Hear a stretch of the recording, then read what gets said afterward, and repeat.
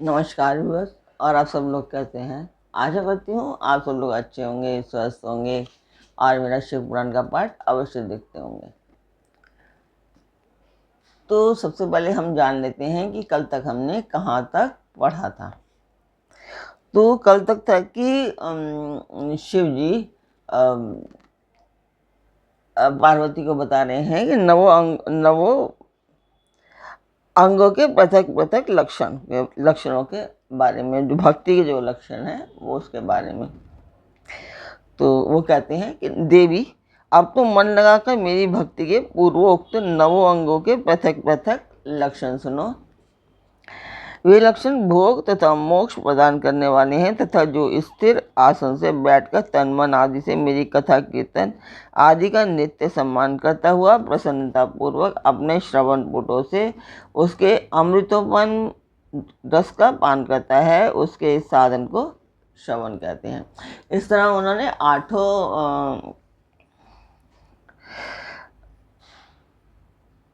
आठों अंगों के भूतल का स्पर्श करते हुए जो इष्ट देव को नमस्कार किया जाता है उसे वंदन कहते हैं। इस तरह उन्होंने 8 का तो बता दिया था। अभी नवा जो उनका नवा अंग है उसके बारे में बताते हैं। आगे शुरू करेंगे, इसके आगे हम उसे शुरू करेंगे।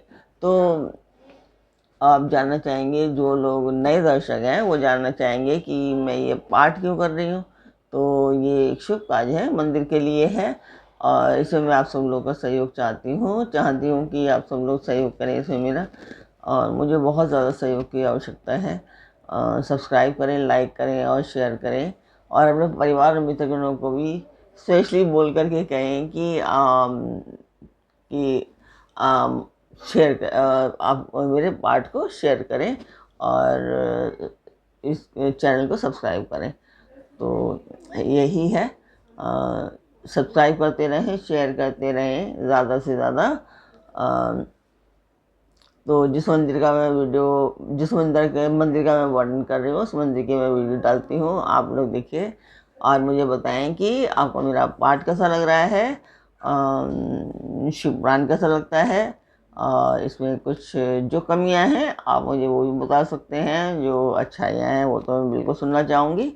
तो यही है, तो कमेंट अवश्य किया कीजिए, जैसा भी है मुझे बहुत अच्छा लगेगा और अच्छा लगता है। जो लोग कमेंट करते हैं मुझे बहुत अच्छा लगता है।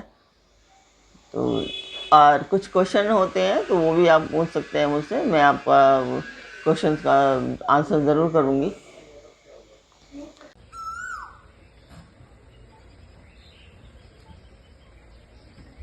तो मंदिर की वीडियो आपने देखी, आपको मेरा पाठ कैसा लग रहा है कमेंट बॉक्स में मुझे अवश्य बताएं।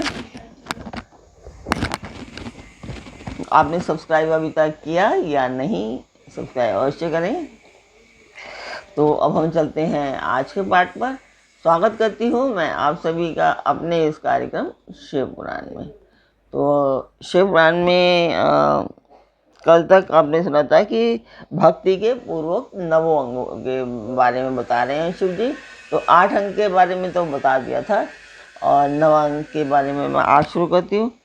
तो ईश्वर मंगल या अमंगल जो कुछ भी करता है वह सब मेरे मंगल के लिए ही है, ऐसा दृढ़ विश्वास रखना संख्य भक्ति का लक्षण है। देह आदि जो कुछ भी अपनी कही जाने वाली वस्तु है वह सब भगवान की प्रसन्नता के लिए उन्हीं को समर्पित करके अपने निर्वाह के लिए भी कुछ बचा कर ना रखना अथवा निर्वाह की चिंता से भी रहित हो जाना आत्मसमर्पण कहलाता है। ये मेरी भक्ति के 9 अंग हैं जो भोग और मोक्ष प्रदान करने वाले हैं। इससे ज्ञान का प्राकट्य होता है तथा ये सब साधन मुझे अत्यंत प्रिय हैं। मेरी भक्ति के बहुत से उपांग भी कहे गए हैं, जैसे बिल्व आदि का सेवन आदि, इनको विचार से समझ लेना चाहिए प्रिय। इस प्रकार मेरी सांगोपांग भक्ति सबसे उत्तम है। यह ज्ञान वैराग्य की जननी है और मुक्ति इसकी दासी है। यह सदा सब साधनों से ऊपर विराजमान है। इसके द्वारा संपूर्ण कर्मों के फल की प्राप्ति होती है। यह भक्ति मुझे सदा तुम्हारे समान ही प्रिय है। जिसके चित्त में नित्य निरंतर यह भक्ति निवास करती है, वह साधक मुझे अत्यंत प्यारा है। देवेश्वरी, तीनों लोकों और चारों युगों में भक्ति के समान दूसरा कोई सुखदायक मार्ग नहीं है। कलयुग में तो ये विशेष सुखद एवं सुविधाजनक है। देवी, कलयुग में प्रायः ज्ञान और वैराग्य के कोई ग्राहक नहीं है, इसलिए वे दोनों वृद्ध, उत्साह शून्य और जर्जर हो गए हैं। परंतु भक्ति कलयुग में तथा अन्य सब युगों में भी प्रत्यक्ष फल देने वाली है। भक्ति के प्रभाव से मैं सदा उसके वश में रहता हूँ, इसमें संशय नहीं है। संसार में जो भक्तिमान पुरुष है, उसकी मैं सदा सहायता करता हूँ, उसके सारे विघ्नों को दूर हटाता हूँ। उस भक्त का जो शत्रु होता है वह मेरे लिए दंडनीय है, इसमें संशय नहीं है। देवी, मैं अपने भक्तों का रक्षक हूँ। भक्त की रक्षा के लिए ही मैंने कुपित हो अपने नेत्र जनित अग्नि से काल को भी दग्ध कर डाला था। प्रिय, भक्त के लिए मैं पूर्व काल में सूर्य पर भी अत्यंत क्रुद्ध हो उठा था और शूल लेकर मैंने उन्हें मार भगाया था। देवी, भक्त के लिए मैंने सैन्य सहित रावण को भी क्रोधपूर्वक त्याग दिया और उसके प्रति कोई पक्षपात नहीं किया। सती देवेश्वरी, बहुत कहने से क्या लाभ, मैं सदा ही भक्ति के अधीन रहता हूँ और भक्ति करने वाले पुरुष के अत्यंत वश में मैं हो जाता हूँ। ब्रह्मा जी कहते हैं, नारद, इस प्रकार भक्त का महत्व सुनकर दक्ष कन्या सती को बड़ा हर्ष हुआ।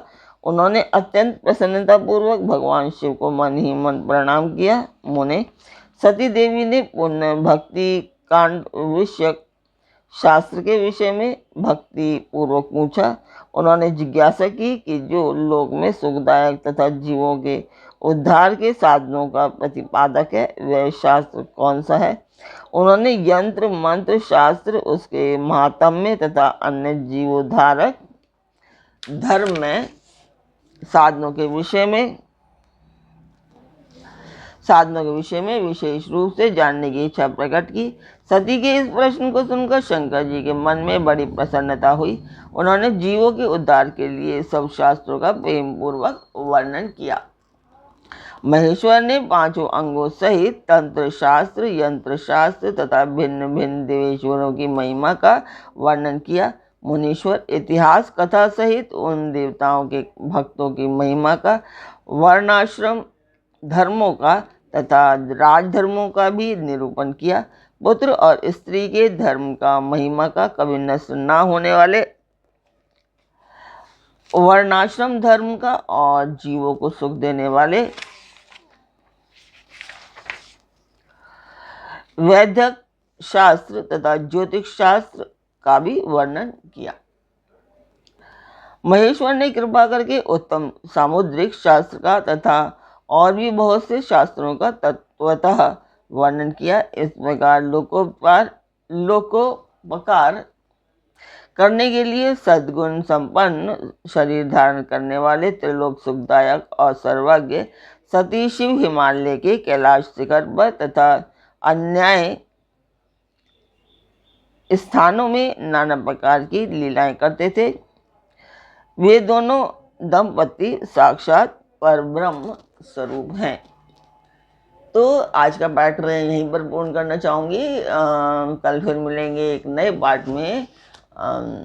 तब तक आप मेरा चैनल सब्सक्राइब करें और आपको अच्छा लगता है तो कमेंट करें, मुझे बताएं कि आपको क्या अच्छा लगा और शिव पुराण आपको कैसा लगता है, और कमियां हों आप मुझे वो भी बताएं, मुझे बहुत अच्छा लगेगा। कमियां सुनने में मुझे अच्छा लगता है ताकि मैं उसे सुधार सकूं। तो कल फिर मिलते हैं एक नए पाठ में, एक नई उमंग, एक नई तरंग के साथ। तब तक के लिए ओम नमः शिवाय।